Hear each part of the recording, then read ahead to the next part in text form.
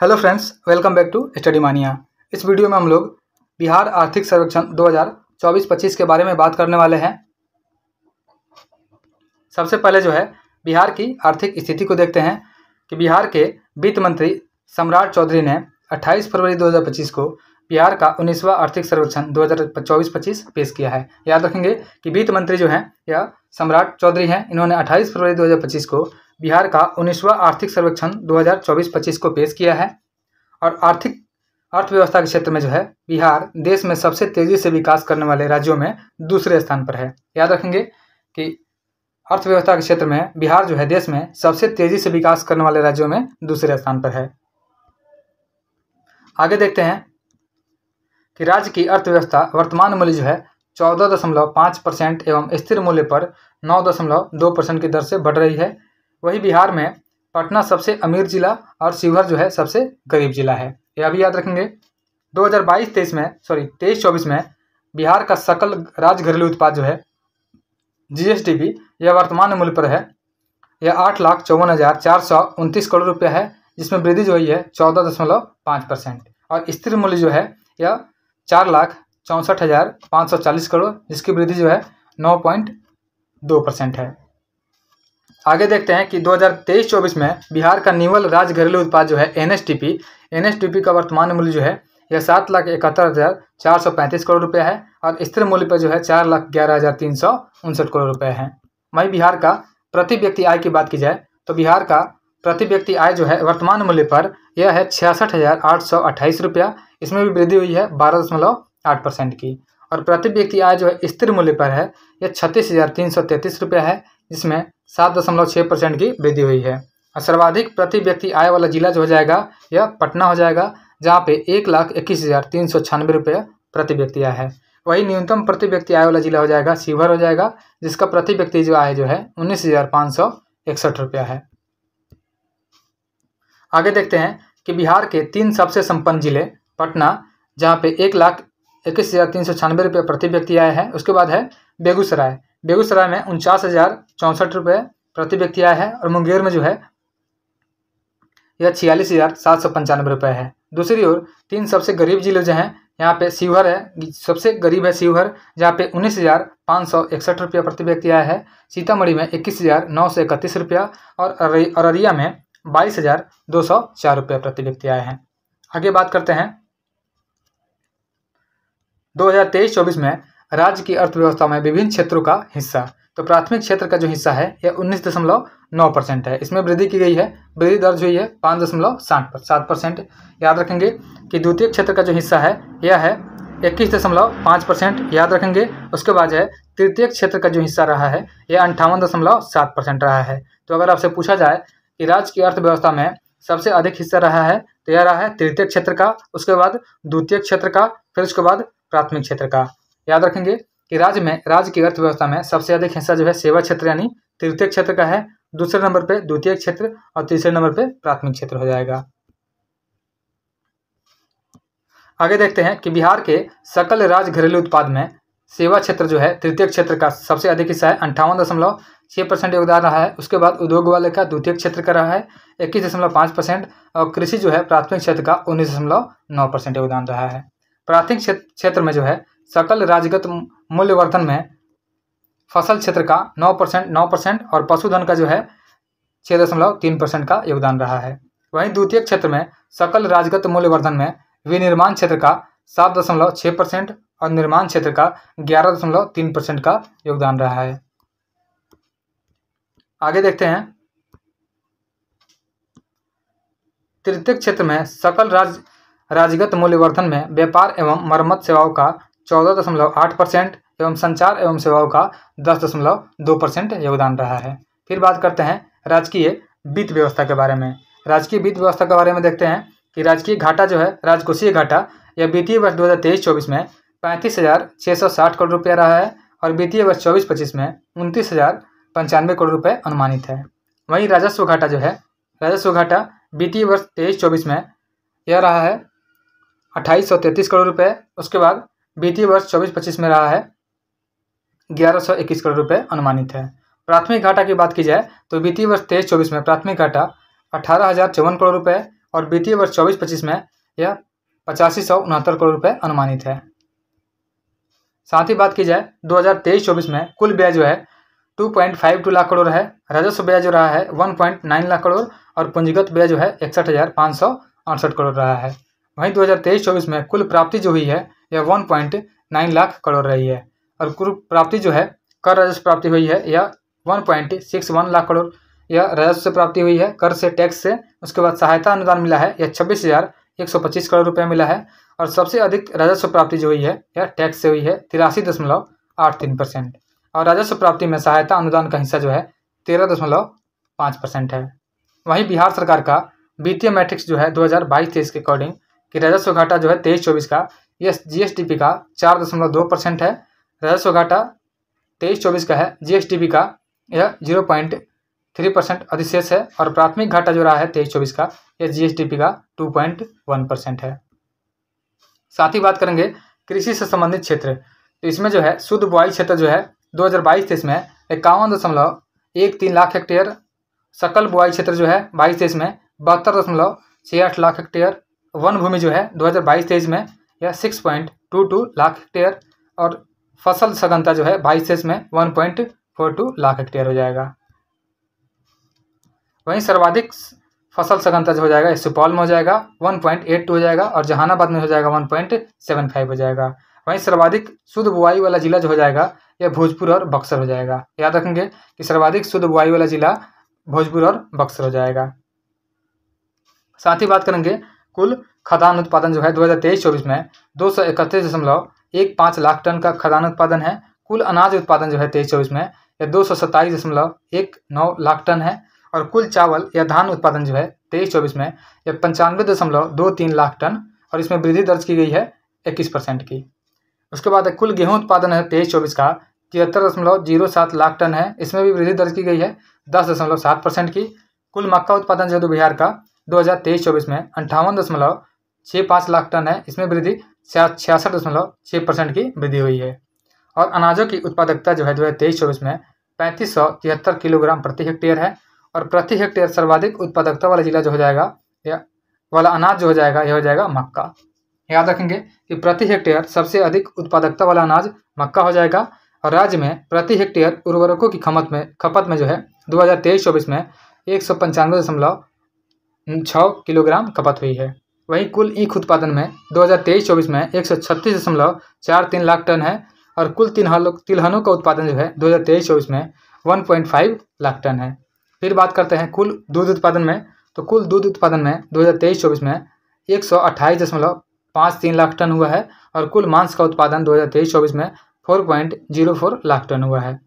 कुछ मछली उत्पादन जो है कुल या 2023-24 में 8.73 लाख टन है और कुल अंडा उत्पादन 2023-24 में 344 करोड़ हुआ है। वहीं सर्वाधिक चावल उत्पादन जो है यह रोहतास में हुआ है, उसके बाद औरंगाबाद में, फिर उसके बाद कैमूर में। याद रखेंगे कि सबसे अधिक चावल उत्पादन रोहतास में हुआ है, फिर औरंगाबाद में, फिर कैमूर में है और सबसे अधिक गेहूं का उत्पादन यह भी रोहतास में हुआ है, उसके बाद कैमूर में, फिर भोजपुर में। साथ ही बात करते हैं कि सबसे अधिक मक्का उत्पादन, सर्वाधिक मक्का उत्पादन जो है यह पूर्णिया में हुआ है, फिर अररिया में, फिर कटिहार में। सर्वाधिक दलहन उत्पादन जो है यह सबसे ज़्यादा पटना जिला में हुआ है, उसके बाद औरंगाबाद में, फिर दरभंगा में। कुल लीची उत्पादन की बात करते हैं 23-24 में तो 3.4 लाख टन का उत्पादन हुआ है। कुल मखाना उत्पादन जो हुआ है यह 2023-24 में 5.6 लाख टन हुआ है, 64 लाख टन। और लीची उत्पादन में बिहार का स्थान पहला रहा है, देश का 71% हिस्सा जो है लीची का उत्पादन बिहार में होता है। और मखाना उत्पादन में बिहार का स्थान जो है यह भी पहला रहा है, देश में 85% जो हिस्सा है मखाना का यह प्रोडक्शन बिहार करता है। साथ ही आगे देखते हैं कि बिहार राज्य का सूखा से प्रभावित क्षेत्र जो है लगभग 20% क्षेत्र सूखा से प्रभावित है और बिहार में उपलब्ध भूमि में से खेती की जाती है 60% भागों पर खेती की जाती है। चावल, गेहूं और मक्का के उत्पादन और उत्पादकता में उपलब्धि के लिए राज्य को 5 कृषि कर्मण पुरस्कार प्राप्त भी हुए हैं और कृषि का उत्पादन और उत्पादकता को बढ़ाने के लिए राज्य सरकार ने चतुर्थ कृषि रोड मैप 2023 से 28 को अपनाया है। याद रखेंगे कि कृषि के उत्पादन और उत्पादकता को बढ़ाने के लिए राज्य सरकार ने चतुर्थ कृषि रोड मैप 2023 से 28 को अपनाया है। उसके बाद है जैविक कॉरिडोर योजना के दूसरे चरण में पहले चरण से चुने गए 13 जिलों को ही 20,000 एकड़ जमीन के लिए चुना गया है। आगे बात करते हैं उद्यम क्षेत्र की। तो बिहार में कुल कारखानों की संख्या जो है 3307 है और बिहार में कुल चालू कारखानों की संख्या 2782 है। साथ ही बात करते हैं कि 2022-23-24 में चीनी उत्पादन बढ़ करके 68.77 लाख क्विंटल हो गया है और चतुर्थ कृषि रोड मैप जो है 23 से 28 इसके अंग के बतौर पर सरकार अगले 5 वर्षों में गुड़ की 405 इकाइयों की स्थापना हेतु कार्य कर रही है। वही बिहार में औद्योगिक क्षेत्र में 75,293.76 करोड़ रुपया प्रस्तावित है और 2023 में 821.33 लाख पर्यटक बिहार आए हैं। इनमें देशी पर्यटकों की संख्या जो है 815.86 लाख है और विदेशी पर्यटकों की संख्या जो है 5.4 लाख है। साथ ही बात करते हैं श्रम नियोजन एवं कौशल की। तो 2023-24 में बिहार में श्रम शक्ति सहभागिता दर LFPR जो है कुल आबादी का 55% थी। वहीं राज्य में श्रमिक जनसंख्या का अनुपात जो है 53.2% है और बिहार में कुल श्रमिकों का 53.2% हिस्सा जो है प्राथमिक क्षेत्र में, 23.7% हिस्सा जो है द्वितीय क्षेत्र में और 23.1% हिस्सा जो है तृतीय क्षेत्र में काम करते हैं। वहीं 2023-24 में 1403 बाल मजदूरों को बचाया गया है। याद रखेंगे कि 2023-24 में जो है 1403 बाल मजदूरों को बचाया गया है और वर्ष 2023-24 में बिहार में बेरोजगारी दर जो है 3% रही है। नेक्स्ट है, हाल ही में बिहार सरकार ने बिहार राज्य बाल मजदूर आयोग अधिनियम 2024 लागू किया है और इसके तहत जो है विमुक्त बाल मजदूरों को मुख्यमंत्री राहत कोष से 25,000 रुपये मिलते हैं। याद रखेंगे कि हाल ही में बिहार सरकार ने बिहार राज्य बाल मजदूर आयोग अधिनियम 2024 लागू किया है। इसके तहत विमुक्त बाल मजदूरों को मुख्यमंत्री राहत कोष से 25,000 रुपये प्रदान किए जाते हैं। उसके बाद हम लोग भौतिक संरचना की बात करते हैं कि 2011 से 24 के दौरान परिवहन और संचार क्षेत्र में बिहार ने उत्तर प्रदेश 10.1%, कर्नाटक जो है 7.7% के बाद तीसरी अर्थव्यवस्था सबसे अधिक वृद्धि 7.6 दर्ज की है। वहीं सड़क घनत्व के मामले में बिहार जो है तीसरे स्थान पर है राज्य में। याद रखेंगे कि देश में जो है बिहार का तीसरा स्थान है सड़क घनत्व के मामले में और बिहार का सड़क घनत्व है 3167 प्रति 1000 वर्ग किलोमीटर है। वहीं सड़क नेटवर्क के मामले में बिहार जो है 8वें स्थान पर है। डेंसिटी के मामले में तीसरे स्थान पर और सड़क नेटवर्क के मामले में 8वें स्थान पर है। वर्ष 2005 से लेकर के 25 की अवधि में पक्की सड़कें जो है 835 किलोमीटर से बढ़ करके 1.1 लाख किलोमीटर हो गई है। परिवहन मोटर वाहनों के सर्वाधिक निबंधन के मामलों में बिहार का स्थान 5वां है, जबकि मोटर वाहनों के निबंधन के मामले में देश में बिहार का स्थान जो है 7वां है। साथ ही साथ याद रखेंगे कि बिहार में प्रति लाख आबादी पर सड़क दुर्घटनाओं में महज 6.2 मृत्यु दर्ज हुई है, जो कि 11.6 राष्ट्रीय औसत से काफ़ी कम है। फिर बात करते हैं ई शासन की। तो बिहार में प्रति 100 व्यक्ति पर 55.39 टेलीफोन उपलब्ध है और राज्य के हर दूसरे व्यक्ति को इंटरनेट उपलब्ध है।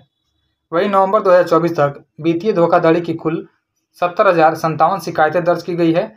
कुल 560 साइबर अपराधी गिरफ्तार भी किए गए हैं और सितंबर 2024 में महिला यात्रियों के लिए सुरक्षित सफर सुविधा ऐप लॉन्च किया गया है। साथ ही बात करते हैं ऊर्जा क्षेत्र में। तो ऊर्जा क्षेत्र की जो है राज्य में ऊर्जा की प्रति व्यक्ति खपत जो है 2023-24 में 363 यूनिट है और गत 12 वर्षों में मतलब 12 से 24 के बीच में 229 यूनिट की वृद्धि दर्ज की गई है। 2023 से 24 में बिजली की कुल खपत 3830 करोड़ यूनिट हो गई है और सर्वाधिक बिजली खपत में 3 शीर्ष जिले जो हैं यह पटना है, उसके बाद गया है, फिर मुजफ्फरपुर है। सबसे ज़्यादा जो बिजली का खपत होता है यह पटना जिला में, फिर उसके बाद गया में, फिर उसके बाद मुजफ्फरपुर में। आगे देखते हैं न्यूनतम बिजली खपत में 3 शीर्ष जिले हो जाएंगे। सबसे कम खर्च होता है शिवहर में, उससे थोड़ा ज़्यादा अरवल में, फिर शेखपुरा में। वहीं राज्य वर्ष 2025-26 तक नवीकरणीय स्रोतों से 35% बिजली पाने का लक्ष्य हासिल करने के हेतु प्रयत्नशील है। साथ ही साथ हम लोग बात करते हैं ग्रामीण विकास की। तो ग्रामीण विकास की जब बात करते हैं तो लगभग 90% ग्रामीण आबादी गाँवों में निवास करती है और 2006 में स्थापित जीविका के अंतर्गत सितंबर 2024 तक 10.63 लाख स्वयं सहायता समूह और 71.1 हजार ग्राम संगठन गठित हुए हैं। वहीं जीविका की पहल जो है दीदी की रसोई के तहत बिहार के समुदाय आधारित कैंटीन के मॉडल को बढ़ावा दिया गया है, जो महिलाओं द्वारा संचालित है। साथ ही जीविका महिला कृषक उत्पादक कंपनियों के उत्पादों का वितरण जो है यह विपणन ग्रीन डिलाइट्स ब्रांड के तहत किया जाता है। वहीं नगर विकास की बात करते हैं तो वर्ष 2011 से 24 के बीच जो है शहरी जनसंख्या में सर्वाधिक वृद्धि सबसे ज़्यादा जो है पटना में हुई है, उसके बाद गया में हुई है। सितंबर 2024 तक 18.47 लाख परिवारों को पाइप से पेयजल मिल गई है। उसके बाद बिहार के सभी निकायों ने खुले में शौच मुक्त का दर्जा पा लिया है। याद रखेंगे कि बिहार के सभी निकायों ने खुले में शौच मुक्त का दर्जा पा लिया है और एकमात्र नगर निकाय पटना को वाटर प्लस का प्रमाण प्राप्त हुआ है। याद रखेंगे कि बिहार में एकमात्र नगर निकाय जो है पटना को वाटर प्लस का प्रमाण प्राप्त हुआ है। और स्मार्ट सिटी मिशन के तहत जो है 4 शहरों इसमें शामिल है पटना, भागलपुर, मुजफ्फरपुर और बिहार शरीफ, इनको चुना गया है। और वर्ष 2024-25 के में इसके लिए 660 करोड़ रुपए का आवंटन भी किया गया है। याद रखेंगे कि स्मार्ट सिटी मिशन में जो है पटना, भागलपुर, मुजफ्फरपुर और बिहार शरीफ शामिल है। साथ ही देखेंगे पटना मेट्रो रेल परियोजना, इसके लिए 3402.09 करोड़ रुपए आवंटित किए गए हैं। और वर्ष 24-25 में पटना मेट्रो रेल परियोजना के लिए 380 करोड़ रुपए का प्रावधान भी किया गया है। बैंकिंग की बात करते हैं तो बैंकिंग और सहवर्ती क्षेत्रों में 31 मार्च 2024 तक बिहार में बैंक शाखाओं की संख्या जो है 8045 थी। और बिहार में मौजूद 8045 बैंक शाखाओं में से 46.9% जो है ग्रामीण और 31.7% अर्धशहरी और 21.4% जो है शहरी क्षेत्रों में स्थित हैं। वहीं बिहार में क्षेत्रीय ग्रामीण बैंकों की कुल शाखाओं में 51.2% हिस्सा दक्षिण बिहार ग्रामीण बैंक और 48.8% हिस्सा जो है यह उत्तर बिहार ग्रामीण बैंक का है। साथ ही देखते हैं कि बिहार में बैंकों के ऋण जमा अनुपात जो है CD रेशियो 31 मार्च 2022 के 53.0% से बढ़ करके यानी 53% से बढ़ करके 31 मार्च 2024 को 56.3% हो गया है। वहीं बिहार में सर्वाधिक स्टेट बैंक ऑफ इंडिया के ATM कार्यरत हैं। याद रखेंगे कि बिहार में सबसे अधिक ATM जो है स्टेट बैंक ऑफ इंडिया के हैं। और 2023-24 में बैंकों द्वारा 1,67,709 क्रेडिट कार्ड जारी भी किए गए हैं। मानव विकास की करते हैं बात बिहार में मानव विकास, तो बिहार में मानव विकास में जो है वर्ष 2005 से 24 के बीच में बिहार सरकार का व्यय जो है सामाजिक सेवाओं पर 13 गुना और स्वास्थ्य पर 13 गुना और शिक्षा पर 10 गुना बढ़ा है। और बिहार के लिए जन्मकालीन जीवन संभाव्यता 2010 से 14 के बीच जो है 68.1 वर्ष से बढ़ करके 1.1 वर्ष बढ़ करके 16-20 में 69.5 वर्ष हो गया है।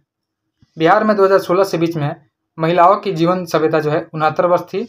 और 2023-24 में के बीच जो है बिहार में संस्थागत प्रसव की संख्या जो है 3.12% बढ़ करके 16.5 लाख हो गई है। साथ ही बात करते हैं कि बिहार में वर्ष 2020 में शिशु मृत्यु दर जो है गिर करके 27 एवं बाल मृत्यु दर जो है गिर करके 6.9 रह गई है। वहीं हर घर नल का जल जो है कार्यक्रम के तहत राज्य के लगभग 2 करोड़ परिवार को 70 लीटर प्रति व्यक्ति प्रतिदिन पेयजल उपलब्ध कराने का लक्ष्य रखा गया है। साथ ही बात करते हैं PM पोषण योजना की, तो सितंबर 2001 से विद्यमान मध्याह्न भोजन योजना जो है संशोधित संस्करण जो है इसको प्रधानमंत्री पोषण निर्माण यानी PM पोषण नाम से जाना जाता है। और इस योजना के तहत जो है पक्के भोजन के प्रावधान का विस्तार जो है विद्यालय या प्राथमिक विद्यालयों में बाल वाटिका कक्षा जो है 1 से पहले तक के बच्चों को कर दिया गया है। बाल विकास की बात करते हैं तो बिहार में 0 से 18 वर्ष की उम्र के 4.98 करोड़ बच्चे रहते हैं, जिनमें से 89.9% ग्रामीण क्षेत्रों में और 10.1% जो है शहरी क्षेत्रों में है। बिहार की कुल आबादी जो है इसमें बच्चों का हिस्सा 48% है, जबकि देश के बच्चों की कुल आबादी में बिहार का हिस्सा 11% है। राष्ट्रीय बाल नीति 2013 की बात करते हैं कि बच्चों को 0 से 18 वर्ष के बीच जो है उम्र वाले व्यक्ति के रूप में परिभाषित किया गया है। साथ ही देखते हैं कि बिहार में बाल बजट का निर्माण जो है 2013-14 से आरंभ हुआ है।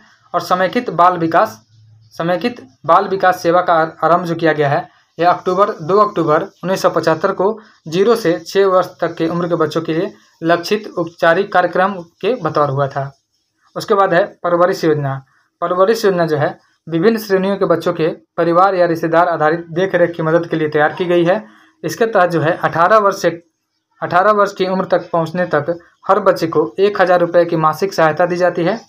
उसके बाद है मिशन वात्सल योजना।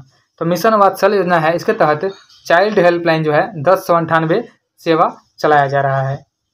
साथ ही बात करते हैं पर्यावरण के बारे में। पर्यावरण, जलवायु परिवर्तन और आपदा प्रबंधन। भारत वन स्थिति 2023 के अनुसार जो है राज्य में 12 वर्षों 2011 से 23 के बीच में वन क्षेत्रों में 687 वर्ग किलोमीटर की वृद्धि दर्ज हुई है और 2011 से 23 के बीच में जो है खुले वन में 257 किलोमीटर तथा अति सघन वन में 156 किलोमीटर की वृद्धि दर्ज की गई है। वहीं 2023 में कार्बन स्टॉक जो है 58,451 टन होने का अनुमान है और बिहार राज्य प्रदूषण नियंत्रण बोर्ड का लक्ष्य जो है 2070 तक कार्बन उत्सर्जन को न्यूनतम संभव सीमा तक ले जाना है। साथ ही देखते हैं कि बिहार में 2011 से 24 के अवधि में औसत वार्षिक वर्षापात जो है 1004.6 mm हुई है। लगभग 88% वर्षा जो है दक्षिण पश्चिम मानसून से ही दर्ज की गई है और बिहार की आर्द्र उपोष्ण जलवायु जो है गर्मी काफ़ी और ठंड हल्की है। राज्य में तापमान का जो औसत है यह 2022-23 में 24.70 डिग्री सेल्सियस था। वहीं वर्ष 2022-23-24 में बाढ़ के कारण राज्य के 6 जिले किशनगंज, सुपौल, दरभंगा, सहरसा, मधुबनी और पूर्णिया प्रभावित हुए थे और वर्ष 2023-24 में 2107 लोगों की मृत्यु हुई है। वहीं हरित बजट जो है हरित बजट और जल जीवन हरियाली मिशन जैसी योजनाओं को लागू कर राज्य में जलवायु परिवर्तन से निपटने का प्रयास भी किए गए हैं।